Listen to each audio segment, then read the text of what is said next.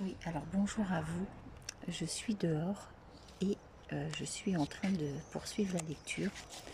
Je vous ai fait un post-carte donc avec une réflexion qui n'est peut-être pas appropriée à tout le monde. Je pense que certains peuvent penser différemment. Alors, en continuant donc cette lecture, voilà ce qui se passe. Il a voulu de toute sa détermination exercer cette profession, mais il refuse le bien-être anesthésiant que procure l'habitude, métro, boulot, dodo. Raille les jeunes, sur ce point il est d'accord. Se rendre au travail est une abdication. Il n'a jamais su s'il travaillait pour les intermèdes entre ses fêtes ou si ses plaisirs se faufilaient dans les liserés intercalés entre les vignettes de ses bandes. Ce n'est pas ce que je suis en train de te dire, tu ne m'écoutes pas. Ce que je dis, Livia, ça se défend sur toute la ligne. C'est pensé de A à Z. Le canapé, on l'achète après le frigo. Regarde-moi en face. Mais pourquoi? Parce que je n'ai pas à répondre à ça. D'abord, tu reconnais. Après, il y a une petite querelle entre eux deux. Alors, moi, j'ai envie de dire et de répondre à ça en disant que il faut prendre les choses de A à Z. Mais si on met les lettres de l'alphabet dans le désordre, il y aura toujours toutes les lettres de l'alphabet.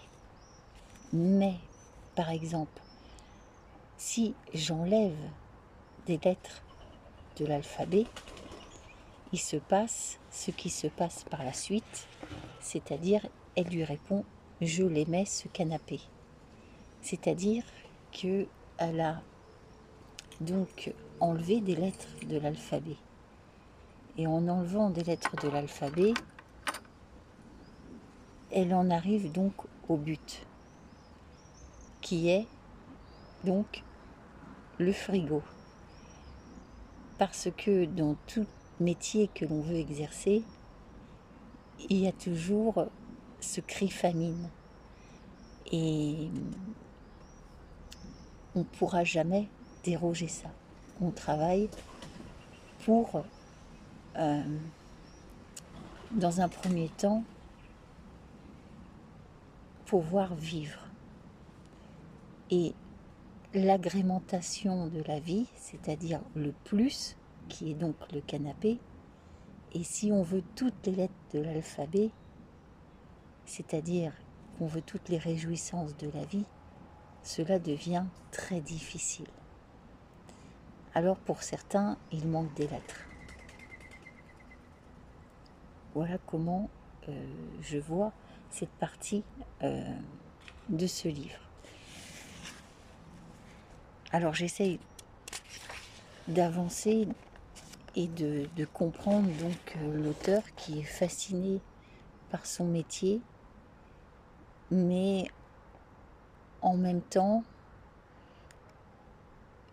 il pose la question, est-ce qu'il faut impérativement un dessert après chaque repas? La phrase veut bien dire ce qu'elle veut dire, c'est-à-dire on a déjà pris notre repas, faut-il absolument un dessert après? Est-ce qu'il faut absolument aller s'étendre sur un canapé ou pas? Voilà. Donc, et du coup, je m'étais dit comme ça,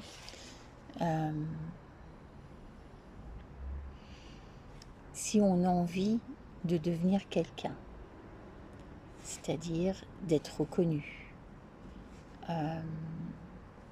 de rentrer dans le monde avec beaucoup de vertus, comment faut-il s'y prendre?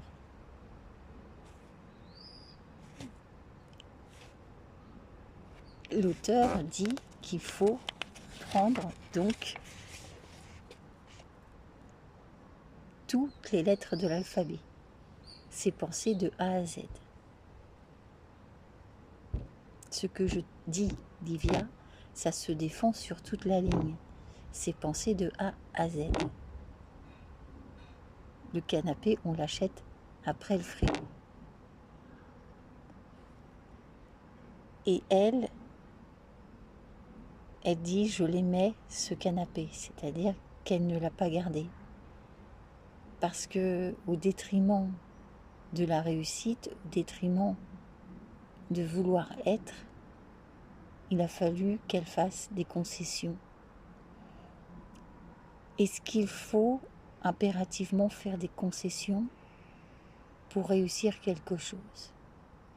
Est-ce qu'on est vraiment sur la bonne voie quand on fait des concessions? C'est ce que je me dis.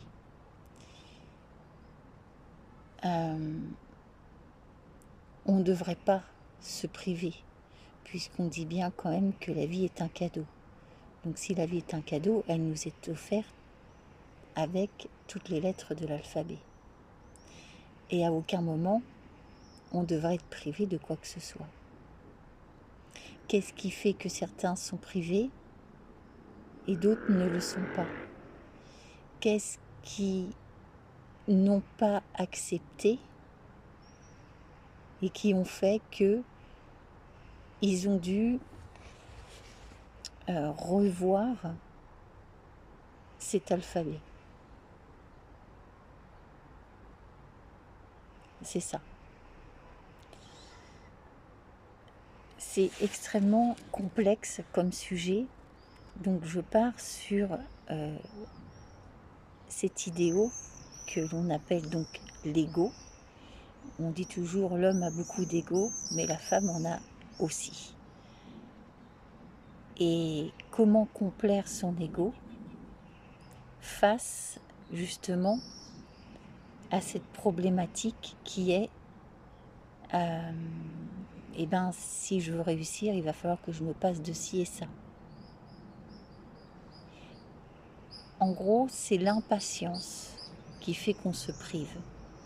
Quelqu'un qui va être patient et qui n'est pas pressé de réussir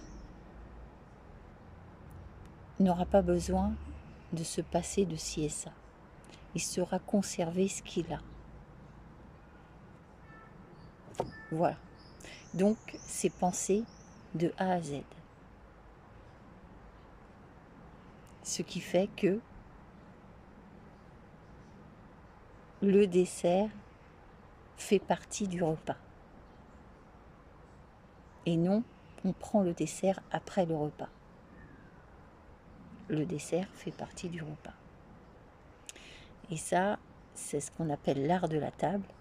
Et l'art de la table, c'est ce qu'on appelle l'éducation. Je vous laisse là-dessus, je vous laisse réfléchir, vous verrez bien. La gourmandise, en fin de compte, n'est pas une faute.